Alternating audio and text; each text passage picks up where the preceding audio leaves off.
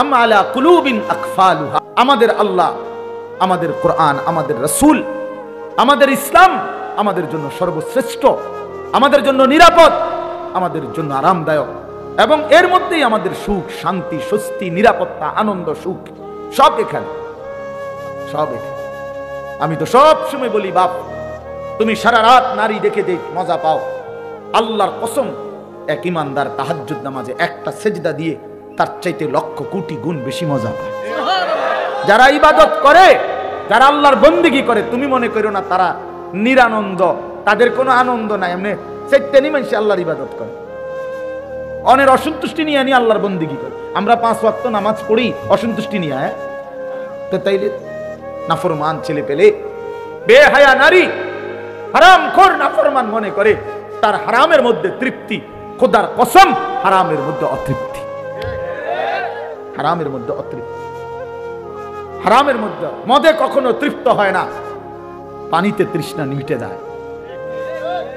নারী, ভিন নারী দেখলে কখনোই তৃপ্তি মিটে না, কিন্তু হালাল স্ত্রীতে তৃপ্তি হয়ে যায়। হ্যাঁ, এই জন্য গুনাহ তৃপ্তি দেয় না। একটা আয়াত মিলায়া দেখো, যদি এই কোরআন অন্য কারো কাছ থেকে আসতো আমি আল্লাহ ব্যতীত, তাহলে যেই কোনো চিন্তাশীল বুদ্ধিমান ব্যক্তি গবেষণা করিলেই তার মধ্যে অসংখ্য ভুল, ত্রুটি, ভ্রান্তি খুঁজে পেত। আল্লাহ ভিন্ন যেই লেখে, যেই বলে, তার কথা, বক্তব্য, লিখনির মধ্যে ভুল হয়ই হয়। 1 লক্ষ কথাও যদি সঠিক হয়, 10টা কথা ভুল হয়, ভুল হয়। আমরা একেবারে আমগো যে কোনো ওয়াইজেরও আপনি যদি খেয়াল করে রাখেন, আপনি হয়তো কইতে পারবেন যে হুজুর এই শব্দটা এমনি না করলে ভালো হইতো, এটা এমনি করলেও পারতো। কথা বুঝেন নাই আমার? আমি হয়তো বুঝছি এমনি কইছি, আপনার বিবেচনায় যে না এটা এমনি কইলেও পারতো। কিন্তু এমনও কোরআনুল কারীমের মধ্যে এমনও কোনো কথা, একটা লাইন, একটা শব্দ এমন নাই যে পৃথিবীর কোনো ইমানদার কিংবা বেঈমান এটা বলছে যে এই শব্দটা এটা না কইয়া এটা কইলে ভালো হইতো, এমনও নাই। এইটাই উত্তম, এখানে এইটাই, যেখানে যেটা ওইখানে ওইটাই। এখানে এর চাইতে সুন্দর শব্দ নাই, এর চাইতে চমৎকার উপস্থাপনা হইতে পারে না, এর চাইতে চমৎকার শব্দের গাঁথুনি, একটার পর একটা শব্দ চয়ন এর চাইতে চমৎকার হইতে পারে না। তৃপ্তি মিটে না, কিন্তু হালাল স্ত্রীতে তৃপ্তি হয়ে যায়। হ্যাঁ, এটার মধ্যে যদি বান্দার কল্যাণই থাকতো, তিনি হারাম করলেন কেন?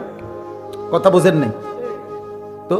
কোরআনুল কারীমের মধ্যে আন তুহিব্বু শাইআন ওয়া হুয়া শাররুল লাকুম, আল্লাহ বলছে বান্দা মনে রেখো, এমন অনেক জিনিস আছে যেটা তোমার কাছে খুব প্রিয় মনে হয়, ওয়া হুয়া শাররুল লাকুম, অথচ আমি আল্লাহ বলতেছি এটা তোমার জন্য অকল্যাণ। তোমার কাছে মনে হয় আমি এক রাইতে 30 জন নারী দেখছি, আর আরেকবার হুদা বউ লইয়া বইয়া রইছে। আমি তো সারা পৃথিবীর নর্তকী দেখলাম, উলঙ্গ ছবি দেখলাম, আমি না বেশি মজা পাইলাম না। আল্লাহ বলে না বান্দা, তোমার কাছে যদিও মনে হয়েছে এটা ভালো, কিন্তু এর পিছনে শাররুন লাকুম, অকল্যাণ। এটা তোমার চরিত্র নষ্ট করে, এটা তোমার আখলাক নষ্ট করে, এটা তোমার শরীরের সক্ষমতা নষ্ট করে, এটা তোমার মানুষের চোখে ঘৃণিত করে। কোন লম্পটকে, কোন চরিত্রহীনকে পৃথিবীর কেউ 2 পয়সার কোনো মূল্য দেয় না। রাস্তার কুকুর বিড়ালের সমান মর্যাদাও দেয় না বেটা। একটা ছেলে নয়তো চ্যালেঞ্জ করে বল বেটা দাঁড়া, এখন বেনামাজি নাফরমান, তোরে কেউ সম্মান করছে জীবনে? কেউ সিটাররে সিটার হিসেবেই চেনে মানুষ, ইমানদারকে ইমানদার হিসেবেই চেনে। মানুষের চোখ কদরও করে তেমন। আমার একজন উস্তাদ আছেন, হযরত মাওলানা মুফতি মুস্তফা মাহমুদি, কুমিল্লা বাগমারা লালমাই এলাকার অনেক বড় আল্লাহওয়ালা হুজুর, আমার উস্তাদ। এই হুজুরে আমরা ছাত্র জীবনে দেখতাম, হুজুরে কইতো আল্লাহ কেমন, যার মনে যেমন, যার মনে যেমন, যে দিলে দিলে যেমন ভাবে আল্লাহ তাআলা তার আচরণও তার সাথে করে এমন। আনা ইনদা যান্নি আবদি বি, আল্লাহ নিজে বলেন হাদিসে কুদসিতে, আমি আমার বান্দার ধারণা অনুপাতেই তার সাথে আচরণ করি। আমার বান্দা আগেই কয়, আগেই বলে না সুদে না লইলে, কিস্তি না লইলে। আমার বান্দা নিজেই বলে না কেমনে সংসার চলবো। আল্লাহ বলে আমিও তারে এমনই বানায় রাখি, কারণ তুই তো আমার উপরে কোনো আস্থাই রাখো নাই, তুমি আস্থা রাখছো সুদের উপরে, কিস্তির উপরে, তো তুমি যেমন আমার আচরণও তেমন, আমার আচরণও তেমন। সব ব্যাপারে বান্দা আল্লাহ তাআলার ব্যাপারে ধারণা রাখে যেমন, আল্লাহ তাআলাও তার সাথে আচরণ করে তেমন। তো এই জন্য বললাম মাহে রমজান আমাদের জীবনের সর্বশ্রেষ্ঠ মুমিনের কাছে গুরুত্বপূর্ণ মাস। ইমানদারের হৃদয় এটা, ইমানদারের কলজা এটা। ইমান তো মনে করায় দেয় আল্লাহর কথা, তো যে ভুলে যায় তাকে না মনে করাবে। তো নবী সাল্লাল্লাহু আলাইহি সাল্লাম তাসবিহ পড়তেন কিনা, ব্যবহার করতেন কিনা তুমি জানতে চাইছো, আগে তো তুমি বলো নবী সাল্লাল্লাহু আলাইহি সাল্লাম আল্লাহকে ভুলতেন কখন? তিনি আল্লাহকে ভুলতেন কখন? তিনি তো কখনোই ভুলতেন না। কানা রাসূলুল্লাহ সাল্লাল্লাহু আলাইহি ওয়াসাল্লাম ইয়াযকুরুল্লাহ ফি কুল্লি আহয়ানিহি। আম্মা জান আয়েশা রাদিয়াল্লাহু তাআলা আনহা বলেন, আল্লাহর নবী সাল্লাল্লাহু আলাইহি সাল্লাম সর্বদাই আল্লাহ তাআলার জিকির করতেন। তাইলে যিনি 11 মাস টানা আল্লাহর ইবাদতে পূর্ণ মনোযোগী থাকতেন, যিনি নবী নিজে বলছেন আনা আ'লামুকুম বিল্লাহ, আমি আল্লাহকে সবচেয়ে বেশি জানি চিনি, আনা আতকাকুম, আমি হচ্ছি তোমাদের মধ্যে সবচেয়ে বেশি আল্লাহকে ভয় করি। তাহলে যার তাকওয়া বেশি, যার ইলম বেশি, যার আমল বেশি, যার 11 মাসের বন্দিগি লাগাতার, সেই তিনি এর পরেও এত নেকি এত বন্দিগি থাকার পরেও নবীজি রমজানের অপেক্ষা করতেন 2 মাস। আর আমাদের 11 মাসের হালাত কি? আমাদের হালাত কি? আমাদের নেকি কোথায়? আমাদের গুনার ভিড়ে নেকি তো খুঁজে পাওয়া যাবে, নেকি তো খুঁজে পাওয়া যাবে না। আমাদের তো গুনায় গুনাহ, গুনাই গুনাহ, গুনাই গুনাহ, উঠতে বসতে চলতে ফিরতে নাফরমানি আমাদের বেশি। অতএব আমাদের জন্য এর চাইতে বেশি রমজানের অপেক্ষা করা উচিত, কারণ রমজান আমার গুনাহ ধুয়ে মুছে সাফ করে দিবে, রমজান আমার নেকির পাহাড় জমায়ে দিবে। এই জন্য দয়া করে আমরা প্রত্যেকে ইনশাআল্লাহ, এই প্রথম কথা আমার, রমজানের জন্য দিল থেকে দোয়া করবেন, বলেন ইনশাআল্লাহ। এইটা হলো 1 নাম্বার কথা, 1 নাম্বার ডিউটি। এখন থেকে আর বাকি কয়টা দিন প্রত্যেক দিন আল্লাহর কাছে বলেন, আল্লাহ আর কয়টা দিন হায়াত ভিক্ষা দেন, আর কয়টা দিন হায়াত দেন, রমজান না দেখাইয়া আমারে কবরে নিয়েন না মাওলা। আমি রহমত মাগফিরাত নাজাত পেতে চাই, আমি 70 নেকি পেতে চাই, আমি সবে কদর পেতে চাই, আমি ইতিকাফ পেতে চাই, আমি রমজানের রহমত মাগফিরাত নাজাত পেতে চাই। আমারে এত কাছে আইনা 17-18 দিন সামনে রাইখা আমারে কবরে নিয়েন না। এটা আমাদের প্রথম দোয়া। 2 নাম্বার কথা হলো, আল্লাহ পাক রব্বুল আলামিন রমজানের গুরুত্ব বলতে গিয়ে এইখানে ডাইরেক্ট সরাসরি আল্লাহ নিজে বলছেন। এই আয়াতটা সূরা বাকারার 185 নম্বর আয়াত অংশ বিশেষ। আল্লাহ তাআলা বলেন শাহরু রমাদান, এই যে রমজান মাস, শাহরু অর্থ মাস, রমাদান মানে রমজান। তো রমজান মাস, এই কথাটা আল্লাহ পাক এই মাসটার এতটা দাম যে আল্লাহ নিজেই এই মাসের নাম উল্লেখ করেছেন। এই কোরআনুল কারিমে আরবি 12 মাসের মধ্যে আর কোন মাসের নাম কোরআনে নাই, শুধু এইটাই আছে। মুহররম, সফর, রবিউল আউয়াল, রবিউস সানি, আরো মাস আছে না আরবি, এগুলোর নাম নাই, শুধু এই রমজান মাসের নামই আল্লাহ উল্লেখ, শাহরু রমাদান, রমজান মাস। অতএব যেটা আল্লাহ উচ্চারণ করছেন সেটা দামি কিনা বলেন? 2, আমাদের নবীজির জবানে রমজান শব্দ উচ্চারণ হয়েছে কিনা? নবীজি বারবার বলছেন ইজা দাখালা রমাদান, যখন রমজান আসে, ফুতিহাত আবওয়াবুর রাহমা, আবওয়াবুল জান্নাহ, রহমতের সব দুয়ার আল্লাহ খুলে দেয়, জান্নাতের সব দুয়ার আল্লাহ খুলে দেয়। ওয়াগুল্লিকাত আবওয়াবুন নার, জাহান্নামের দরজা বন্ধ করে দেয়। ওয়াসুলসিলাতিশ শায়াতিন, শয়তানগুলোকে শেকলে বন্দী করে দেয়। এটা মজার বিষয় হইল, মনে করেন এদিক দিয়া ওই পাশ থেকে কোনো খান দিয়া বাইর হইবার কোনো ব্যবস্থা নাই, রাস্তা কেবল একটাই, আপনাকে এদিক দিয়ে বাইর হইতে হইব, ঢুকবেন কেবল এটাই, এদিক দিয়েই ঢুকতে হবে। তা আল্লাহ যেন রমজান মাসে জাহান্নামের সব দরজা বন্ধ করে দেয়, শয়তানগুলোকে শেকলে বন্দী করে ফেলে।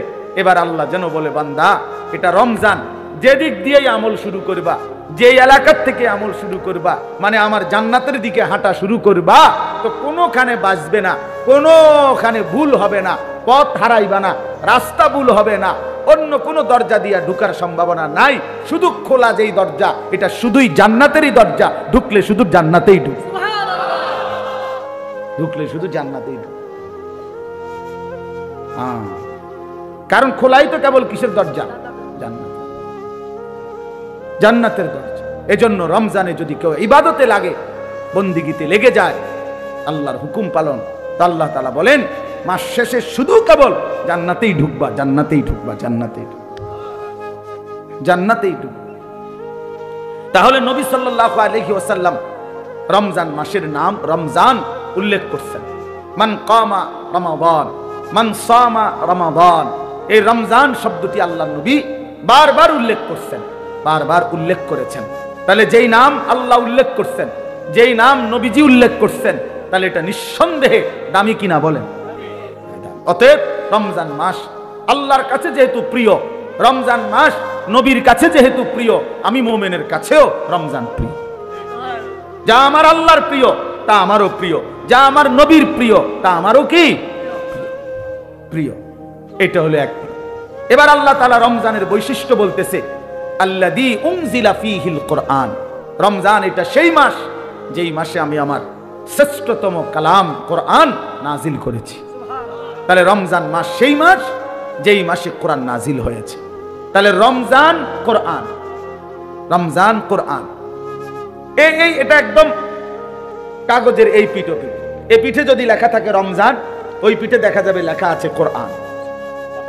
কোরআন, রমজান আর কোরআন, অর্থাৎ রমজান মানে কোরআনের মাস, কোরআনের মাস। রমজানটাকে মনে করেন মেহমানের সামনে ট্রের মধ্যে করে 10 আইটেমের ছোট ছোট বাটিতে তরকারি দিছে, দিয়া উপরে একটা সুন্দর কাপড় দিয়ে মখমলের ঢেকে দিছে সবগুলোর উপরে, সবটি বাটির উপরে। তো আল্লাহ তাআলা যেন এই রমজান মাসটাকে কতগুলো ইবাদত দিয়ে সাজিয়েছেন। যেমন রোজা, এটা একটা ইবাদত। ইফতার, এটা একটা ইবাদত। সাহারি মানে রাত্রির খাবার, এটা একটা ইবাদত। 20 রাকাত তারাবি, এটা একটা ইবাদত। তারপরে শেষ দশকে এতেকাফ মসজিদে, এটা একটা ইবাদত। শেষ দশকের বেজর রাত্রিগুলোতে শবে কদর, এটাও একটা কি ইবাদত। এইভাবে আল্লাহ তাআলা এগুলো দিয়ে সাজাইয়া এইটার উপরে যেন কোরআন নামের একটা চাদর দিয়ে ঢেকে দিছে। মানে পুরাটা রমজান কোরআন দ্বারা মোড়ানো, কোরআনের চাদরে ঢাকা। এজন্য রমজান আল্লাহ তাআলা বলছেন এটার মর্যাদা, বৈশিষ্ট্য যে আমি আল্লাহ আমার কোরআন নাজিল করেছি। কোরআন নাজিল করার কারণে রমজান দামি। দামি কেমন? কোরআন হুদাল লিন্নাসি ওয়া বাইয়িনাতিম মিনাল হুদা ওয়াল ফুরকান। আল্লাহ বলেন কোরআন হচ্ছে বিশ্ব মানবতার হেদায়েত এবং হেদায়েতের স্পষ্ট পথ নির্দেশিকা, মানে কোনো বিষয় অস্পষ্ট নাই। ওয়াল ফুরকান, কোরআনই হচ্ছে সত্য মিথ্যা, ন্যায় অন্যায়, জায়েজ না জায়েজ, উচিত অনুচিতের মাপকাঠি। কোনটা করা উচিত, কোনটা ছাড়া উচিত, কোনটা ন্যায়, কোনটা অন্যায়, কোনটা উচিত, কোনটা অনুচিত, আল্লাহর কসম এটা একমাত্র কোরআনই সিদ্ধান্ত দেয়। আমার রাসূলের সুন্নাহ হাদিসে শিক্ষা দেয়। এজন্য কোরআন সুন্নাহ থেকে যে বঞ্চিত, কোরআনের জ্ঞান যে পায় নাই, রাসূলের হাদিস যে শিখে নাই, আল্লাহর কসম সে ন্যায় অন্যায় চিনতেই পারে না।